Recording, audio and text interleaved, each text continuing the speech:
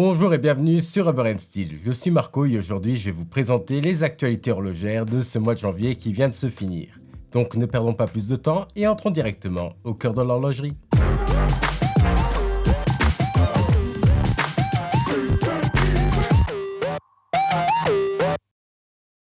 Avant de commencer, j'ai une petite annonce à vous faire. On a décidé, mon frère et moi, de diminuer le nombre de vidéos parce qu'à la longue, ça fait vraiment beaucoup et on commence vraiment à s'essouffler, que ce soit au niveau du temps, que des idées de vidéos. Et donc, afin de garder la qualité actuelle, voire d'améliorer le plus possible, nous avons décidé de réduire nos sorties de vidéos à 2 par mois.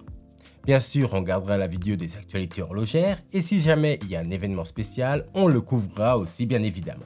Revenons à nos actualités de ce mois de janvier et commençons par un rapide résumé des montres qui sont sorties pour fêter l'année du dragon. Déjà, on avait fait une vidéo consacrée à ces montres que je vous mettrai dans la description, mais même comme ça, on n'a pas pu parler de toutes ces montres et donc je vous fais un petit résumé de celles qui restent. Commençons par Swatch qui a sorti une toute nouvelle collection de montres pour l'année du dragon et il y en a même une qui est équipée du système Swatch Pay qui permet de payer sans contact en approchant votre montre du terminal de paiement. Et en plus de ça, c'est celle que je préfère. Prix, plus ou moins 200 €. L'épée a sorti 3 horloges magnifiques avec une grande représentation de dragon que j'adore, surtout la version dorée. Si je peux me permettre, il y a quand même un point négatif pour moi et c'est que je pense que ça ne doit pas être facile de lire l'heure sur ces horloges.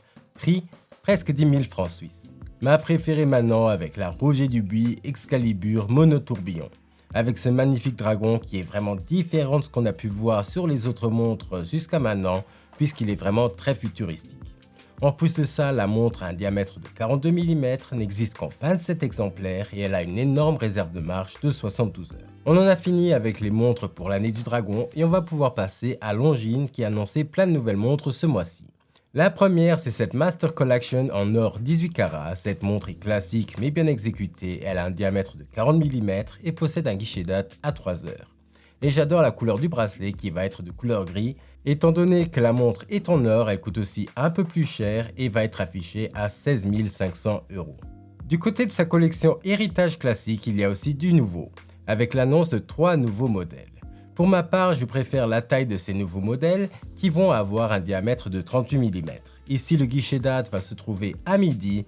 La montre existe, comme déjà dit, en 3 couleurs différentes. L'une va avoir un cadran beige, l'autre un cadran gris et la dernière va être noire.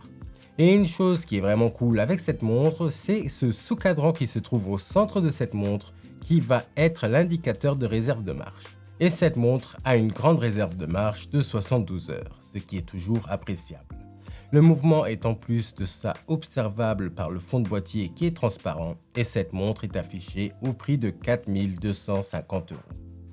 La dernière montre de chez Longines, c'est la Conquest Chrono, 3 couleurs disponibles, cadran doré, noir et bleu. La montre a un diamètre de 42 mm, elle est étanche à 100 mètres de profondeur et réserve de marche de 59 heures. Point négatif de cette montre, c'est vraiment le prix puisque cette montre coûte quand même 4 200 €. Une petite pause pour vous dire que si la vidéo vous plaît, il faut vous abonner, liker et commenter. Ça ne vous coûte strictement rien et nous, ça nous aide énormément. Donc un grand merci à tous ceux qui le font. On passe chez Bulova qui a sorti une magnifique montre chrono avec un cadran météorite. Petit point négatif et c'est directement la taille de celle-ci avec ses 43,5 mm de diamètre, puisque ça en fait une montre drôlement grande. Le boîtier de cette montre est en titane, donc la montre va être drôlement légère et la montre est équipée d'un mouvement quartz. Et le prix de cette montre est de 1 000 €. Une de mes montres préférées du mois de janvier maintenant, avec cette belle Eros PR03 Cyber Céramique. Je la trouve tout simplement stylée, elle est spéciale et unique avec énormément de caractère et ça j'adore. Elle a un diamètre de 42 mm, elle est étanche à 50 mètres, elle a une réserve de marche de 48 heures et avec son boîtier en céramique et son mouvement squelette, cette montre coûte 13 600 € et pour finir, elle est limitée à 500 exemplaires. Pour finir, on va parler des nouveautés d'Hublot et on va finir par une montre que je trouve vraiment magnifique, donc restez bien jusqu'à la fin. La première Hublot, ou plutôt les premières, ce sont les classiques Fusion Tourbillon Orlinski. L'une va être en céramique jaune et l'autre en céramique bleu bébé. Je trouve ces montres très cool, même si elles font un peu jouer. Pour moi, elles ont 2 problèmes majeurs. Le premier, c'est la taille, puisqu'elles ont un diamètre de 45 mm. Et le deuxième, c'est le prix, puisqu'elles coûtent presque 100 000 €. Bon, c'est vrai que c'est une montre avec un mouvement squelette et un tourbillon, mais pour une montre qui fait jouer, ça fait cher à mon sens.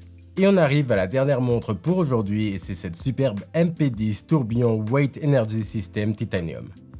Design digne d'un film de science-fiction, cette montre va indiquer les heures et les minutes dans les deux disques tournants qui se trouvent dans la partie haute du cadran. En dessous, avec la barre qui passe du vert au rouge, on va avoir l'état de la réserve de marche.